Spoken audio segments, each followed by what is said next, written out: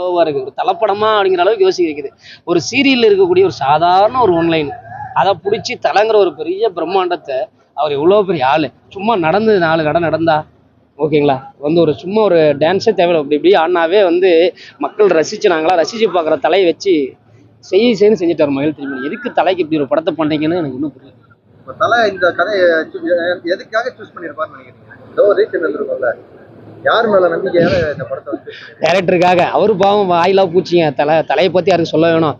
அவர் பாட்டுக்கு இருப்பார். அவர் பாட்டி ஃபேமிலி உண்டு, தான் உண்டு. எந்த ஒரு ஆடம்பரத்துக்கு வர மாட்டாப்புற, எந்த ஒரு ஃபங்க்ஷனுக்கு வராம ஆடம்பரமே இல்லாம ஜாலியா இருக்கிற ஒரு மனுஷன். அவர் பாட்டு அவன் உண்டு, அவர் வேலை தேவையில்லாம அவர் கதை கூட கேட்டிருக்க மாட்டாருங்க. கதை கேட்டிருந்தா கூட நடிச்சிட்டு போறேன்னு போயிட்டாரு. அப்படி மாதிரி நடிச்சிருக்காங்க. எல்லாம் தெரிஞ்சவங்க கூட இன்னைக்கு இப்ப நான் என்ன ஒரு ஹீரோ இன்ட்ரடியூஸ் பண்ணா கூட இந்த மாதிரி கதை நம்ம நடிக்க மாட்டோம். ஆமா, இந்த மாதிரி ஒரு சாதாரண ஒரு ஷார்ட் பிலிம் இந்த கதை வச்சா கூட நடிக்க மாட்டாங்க. ஸ்டோரி முழுக்க வந்து ஈக்குனோட தப்பு, ஸ்டோரி தப்பு. ஒரு சீரியல்ல இருக்கக்கூடிய சாதாரண ஒரு ஒன்லைனு ஓப்பனா சொல்லலாம். ஒய்ஃபை காணாம கண்டுபிடிக்கலாம் வந்து 1975 65 எடுத்தாவே வந்து டிக்கெட் கிழிச்சிட்டு போயிடுவாங்க, சீட்டை கிழிச்சிட்டு போயிடுவாங்க. 1965 75 வர வேண்டிய கதையை போய் இன்னைக்கு வந்து தலைங்கிற ஒரு மிகப்பெரிய பிரம்மாண்டம், தலைங்கிற ஒரு மிகப்பெரிய சாம்ராஜ்யம் வச்சு செஞ்சிருக்காங்க. தலைக்கு ஒரு தேவையில்லாத விஷயம். நிறைய பேருக்குள்ள சண்டை சச்சரவுகள் வருது, அதனால வந்து இந்த மாதிரி எடுத்து அவரு இணைக்க ட்ரை பண்ணியிருக்காரா இந்த படம்? ஏன் இது புரியலைங்க? ஹஸ்பண்ட் அண்ட் ஒய்ஃப் நிறைய சண்டைகள்லாம் நிறைய வரும். அது விசுவாசத்துல பண்ணிட்டாருங்க. அது ஒரு ஹஸ்பண்ட் ஒய்ஃபுக்கு பிரிவுக்கு வந்து விசுவாசத்துல ஒரு பண்ணி பயங்கரமா எத்தனையோ பேர் சேர்ந்துருக்காங்க. அது அந்த விசுவாசம் ஓகேங்க. இது தேவையில்லாத விஷயங்க, தேவையில்லாத விஷயம். ஆல்ரெடி விசுவாசத்திலே காட்டியாச்சு. ஒண்ணுமே இல்லை. ரோல்னு பார்த்தா ஒண்ணுமே சொல்றதுக்கு நம்ம பார்த்து ஒரு படம்னா ஒரு படத்தோட ஃபார்மேட் என்ன, ஒரு ஓப்பனிங் மாஸ் ஹீரோவோடைய ஓப்பனிங் ஓகேங்களா, ஓப்பனிங் சாங்கு ஓகேங்களா, அப்புறம் ஸ்டோரி லைனு, அப்புறம் நல்ல ஒரு ஃபைட்டு, ஒரு கமர்ஷியலாக இருக்கும், அப்புறம் ஒரு சென்டிமெண்ட்டு, ஒரு கிளைமேக்ஸ். இவ்வளோதான் நம்ம ஒரு படத்தோட ஃபார்மெட்டுன்னு. இந்த ஃபார்மெட்டில் எல்லாத்துலேயும் இந்த படத்தை தோக்கடிச்சிட்டாங்க. ஒன்றுமே பண்ணல. என்னை கேட்டால் டைரக்டர் வந்து எந்த ஒரு விடாமுயற்சின்னு டைட்டில் வச்சிருக்காரு. ஆனால் டைரக்டர் எந்த ஒரு முயற்சி எடுக்கல. கதைக்குன்னு ஒரு சாதாரண ஒரு ரோட்டில் பிடிச்சி கேளுங்க. இப்போ வடபள்ளி கோடம்பாக்கத்தில் இருக்கக்கூடிய ஒரு சாதாரண ஒரு ஷார்ட் ஃபிலிம் டைரக்டர் பிடிச்சி கேளுங்க. ஒரு ஸ்டோரி சொல்கிறான்னா சூப்பராக சொல்லுவான். ஷார்ட் ஃபிலிம் டைரக்டர் பண்ணக்கூடிய ஸ்டோரி அளவு கூட இவர் யோசிக்கல. படத்தை எதுன்னு விடாம தாங்கிட்டு இருக்கு.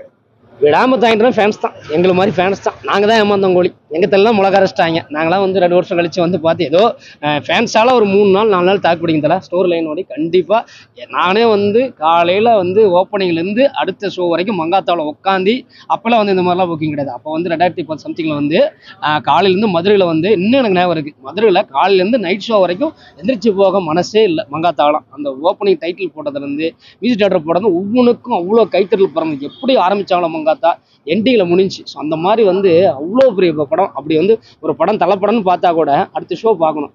அடுத்த ஷோ நான் இன்னொரு டைம் கேடிஎல் சன்டியில் போட நான் திரும்ப பார்க்க மாட்டேன். ஓகே, அவர் நல்லா உடம்புலாம் கட்டு மஸ்தாக வச்சு பண்ணியிருக்காங்க. யாருக்குமே ஒன்றும் இல்லை தானே. வந்து நீங்கள் படம் பார்த்தீங்கன்னா ரொம்ப டிசப்பாயின்மெண்ட் ஆவீங்க. யாருக்குமே ஒன்றும் பெருசாக ரோல் இல்லை. பாராட்டலாம்னா 2 விஷயம். ஒன்று கேமரா ஒர்க்கு, அப்புறம் லொக்கேஷனு. கேமரா ஒர்க் அவ்வளோ சூப்பராக இருக்குது, லொக்கேஷன் அவ்வளோ சூப்பராக இருக்குது. மற்றபடி கேமரா ஒர்க் அங்கங்கே ஆங்கிள்லாம் வச்சு பயங்கரமாக பண்ணியிருக்காப்புல. கிடைக்கிற கேப்லாம் அனிருத் நல்லா கிடாவிட்டிருக்காப்புல. எங்கெங்கெல்லாம் போட்டு மியூசிக் போட்டு மெருகத்த முடியுமோ மியூசிக் நல்லா பண்ணியிருக்காப்புல. தலை பாவம் உயிரை கொடுத்து நடிச்சிருக்காப்புல. அந்த பாயிலா பூச்சி பாவம் அவ்வளோ அழகாக நடிச்சிக்குது. யூஸ் பண்ணல தலை. யார் வந்து இந்த படத்தை கண்டிப்பாக பார்க்கலாம், இவங்களுக்காகவாவது இந்த படம் பார்த்தே கண்டிப்பாக பார்க்கலாங்க. எங்களை தான் ஏமாத்திட்டாங்க, ஆனால் இவங்க வந்தால் கண்டிப்பாக ஒர்க் ஆகும் அப்படின்னா அவங்க யாரு? யாருமே கிடையாது தலை. யாருமே இந்த படம் பார்க்க வேணாம். இந்த படத்தை இப்படியோ நான் இன்னைக்கு நான் என்ன சொன்னேன், இந்த படத்தை இப்படியோ மறந்துட்டு அடுத்த படத்துக்கு வெயிட் பண்ண வேண்டியதான். கேமரா ஒர்க் அப்புறம் அனிருத்தோட மியூசிக். 3வது தலை. மன்னிச்சுக்காங்கப்பா, தலையை விட்டேன். தலை உசுரை கொடுத்து நடிச்சிருக்காப்புல. அவரால் எவ்வளோ முடியுமோ அவ்வளோ சூப்பராக நடிச்சிருக்காரு. மற்றபடி ஸ்டோரி ஜீரோ. அவர் அப்படிதாங்க. தலை கதை என்ன சொல்றோம் அதை பண்ணுவாரு. ஒரு ஷார்ட் ஃபிலிம் டைரக்டர் தலை கிடைச்சிருந்தா கூட அவ்வளோ சூப்பராக பண்ணியிருப்பாங்க. கதையே அங்கே ஃபர்ஸ்ட் லைனே தெரிஞ்சவனா அவள் படுத்துருச்சு. இதுதான் கதை தெரிஞ்சவனா அங்கே படுத்துருச்சு. அதுக்கப்புறம் மூவ்மெண்ட்டே இல்லை படத்தில். முடிஞ்சு அவ்வளோதான். 3 நாள் கழிச்சு இந்த படம் அவுட். 0 தான். தலையோட ஆக்டிங் வேணா ஒரு 3 கொடுக்கலாம், மற்றபடி 0. படம் 0. நான் இந்த படத்தையுமே நெகட்டிவ் சொன்னதில்லை. ஒரு தலை ஃபேனாந்து என் தலை படத்தையே வந்து சொல்ல வச்சுட்டாங்க.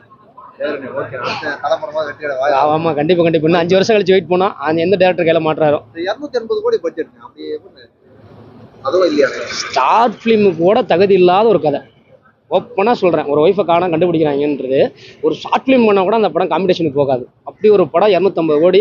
ஒன்றும் இல்லைங்க, தலையோட இமேஜுக்கு ஒரு ஷார்ட் ஃபிலிம் டேரக்டர் இன்னைக்கு எத்தனையோ பேர் கோடம்பாக்க வடபாளையம் சுற்றிட்டு இருக்கிற ஒரு இயக்குனர்கள் சாதாரண ஒரு இயக்குனர் கையில் கிடச்சிருந்தா கூட அவ்வளோ பிரம்மாண்டமாக தலையை வச்சு படம் எடுப்பாங்க. இப்படி ஒரு மொக்கை எடுத்து வச்சிருக்காங்க. வாய்ப்புக்காக ஏங்குறவங்க இருக்குல்ல, இருக்கிறவங்கிட்ட அதெல்லாம் போயிட்டு இது போயிருக்கலாம்னு ஏன் பண்ணுறாங்கன்னு எனக்கு ஒன்றும் புரியல. வாய்ப்பு எத்தனையோ பேர் ஒரு சாதாரண ஷார்ட்ஸில் சரி, இன்ஸ்டாகிராமில் சரி, ரீல்ஸில் சரி, யூடியூப் கண்ணும் சரி அவ்வளோ சூப்பராக பண்ணுறாங்க. ஒரு கண்டென்ட் பார்த்தா 30 செகண்ட் 25 செகண்ட் தான் பண்ணுறாங்க. அவ்வளோ சூப்பராக இருக்குது, விசித்திரமாக யோசிக்கிறாங்க. அப்படி கட்டத்தில் ஒரு தலை கிடச்சும் ஒரு வந்து யோசிக்காமல் எப்படி வந்து ஒரு வேளை தலை கமிட் ஆகிட்டுன்றதுனால வந்து ஒரு மொக்க லைனை வச்சு பண்ணாருன்னு தெரியல. படம் பண்ணும், தலை வச்சு ஒன்று பண்ணும் அப்படின்னு பண்ணியிருக்காரு மகிழ் திருமணம். மற்றபடி ஒன்றும் இல்லை. ஓகே, நன்றி.